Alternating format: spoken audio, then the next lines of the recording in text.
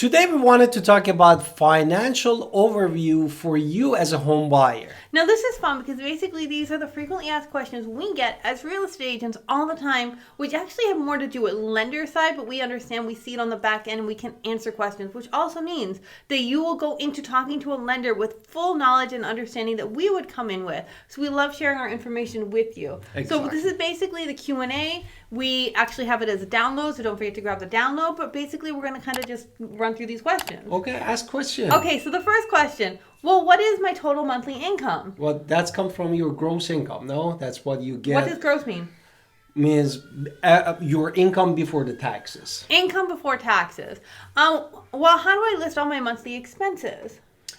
Basically, you wanted to make sure the housing and non-housing expenses, like you need to, for now, we need to put the housing away, but anything like utilities, grocery, any individual loan, student loan, or the car loan, or any kind of debt that you have, no? Right. Another question that you often ask is, do I have to have any savings, or how much money do I have to have saved? Well, of course, you need to have some saving, no? Depends on the type of the loan that you want. For example, FHA, you need at least 3.5% down payment. Right, no? but USDA is zero down, but however, you're still going to have to come in with closing costs. So we're still Exactly. talking some money there. Another question, based on the income, what would be most comfortable for a mortgage payment? Well, it depends on my expenses. Like what I talked first about all the utilities, all the bill that I have, I wanted to have some money that I can live on comfortably. Right. So just so we're clear, lenders will allow you to go up to 43% debt. Most people will tell you 28, 32, 38. Like there's different various informations out there on how much you should do, but typically 30, 35% is a norm people like to stick at from your base on your income.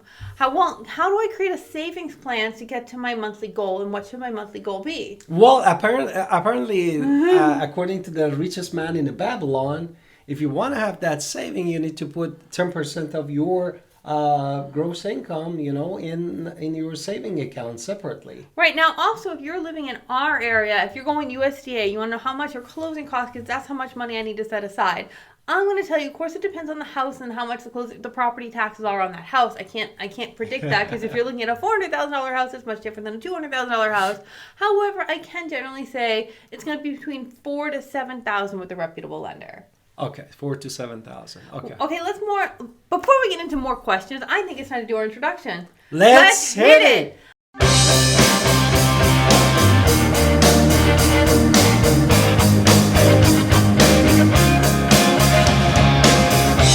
Hi, I'm Troy. Welcome to our Tailend podcast. And if this is your first time in our podcast and YouTube channel, make sure you subscribe and get Also, we call text all the time, 252-327-3357. We love talking to you. Don't be shy. Also, don't forget our buyer's guide and seller's guide in the description below. or where we were before. Okay, we're on mortgage basic questions. Well, what kind of mortgage? Therefore, we did all the income question. Yeah. Now we're going to go to the... For now, what type of mortgage interests you the most?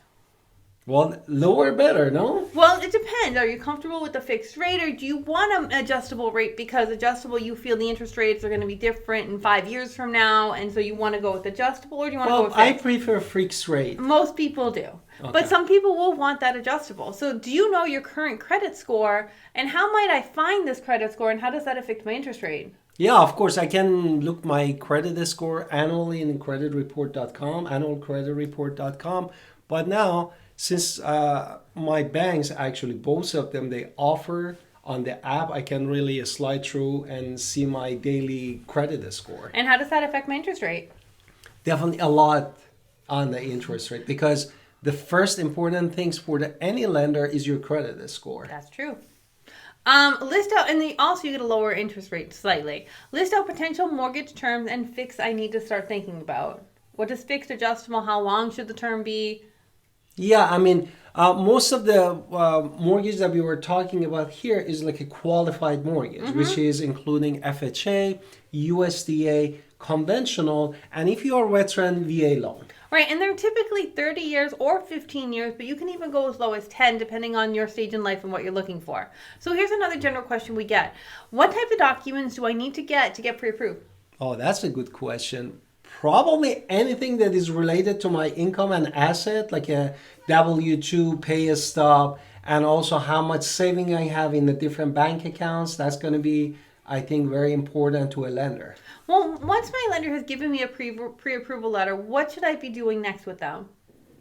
Uh, when I got there, then I should talk to my real estate agent. Well, before you get to the real estate agent, I would make sure that that lender has done a full deep dive into Okay, your credit and score. A lot of these lenders will say, "Hey, pre-approved," or these fly-by-night lenders, and then they get down to the dirty details and be like, "Oh, we forgot to calculate your student loan or your car loan, and you don't qualify for this home." And if you come to me and you gave me a pre-approval and you said you were good to go, and then we put due diligence down, you're not getting your due diligence money back. So I hate situations like that. So Therefore, need to you make want sure. me to talk to my lender that they do underwriting upfront, that Yes. they don't get in trouble, and they can give me the fund at the time of 100%. There's Okay. no way any other way. All right, let's talk about how do I estimate property taxes and homeowners insurance. Well, that's easy. The lender definitely have access to the MLS or multi-listing, and also my real estate agent can pull up all those information. But depends on the area they're living. For example, in Pitt County, North Carolina, you can go to the website of the GIS Pitt County, and look at the property tax. Also, I would say make sure with insurance quote, you can call your car insurance people. Just look around and say what in general would these be. That way you are ready to Car go. insurance? Yeah, people typically have a car before they buy a house. Okay. So you can call your car insurance. I'm not telling you you're going to buy it from them, but get a number on it so that way you can calculate this About number. the homeowners insurance? Yeah. Okay. Another question. How much should I set aside for maintenance and repairs? Well, that's good. Good question. I don't want to spend too much money, but I think the general idea is like a 1% of the purchase of the home. It's 1 to 4 typically. If you buy a fixer-upper, you're going to have to obviously set more aside for repairs than if Okay. you're buying, say, brand new. Okay, brand new, you're talking about paint. Old house, you're talking about maybe you have to fix the plumbing. Okay.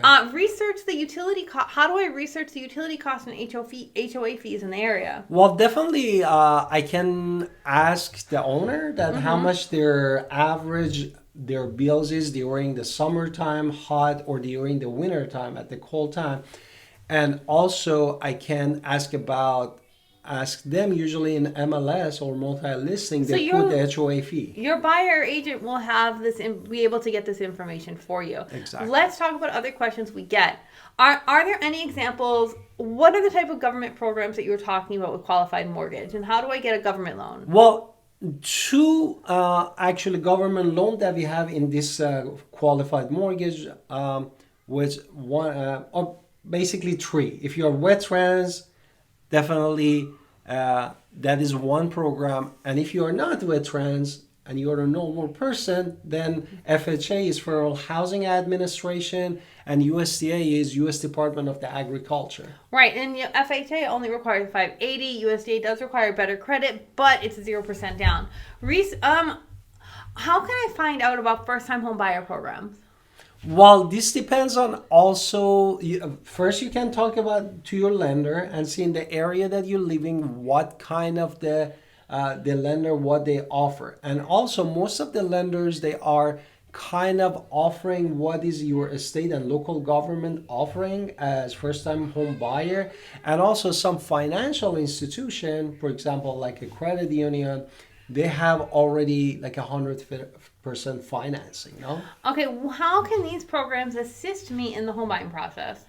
Well, if you are dealing with not having enough down payment and or closing costs, these definitely gonna help you tremendously to provide those money for you that you can purchase a home.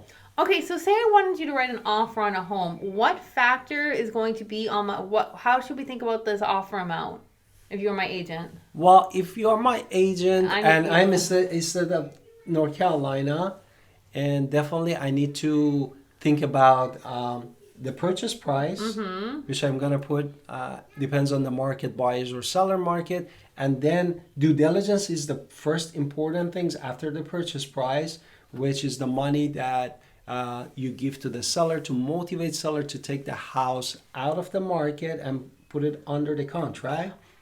And the third one is the earnest money that goes to the closing attorney in the state of North Carolina. Those are all good, but as a real estate agent, how can I make sure that I'm hitting my appraisal?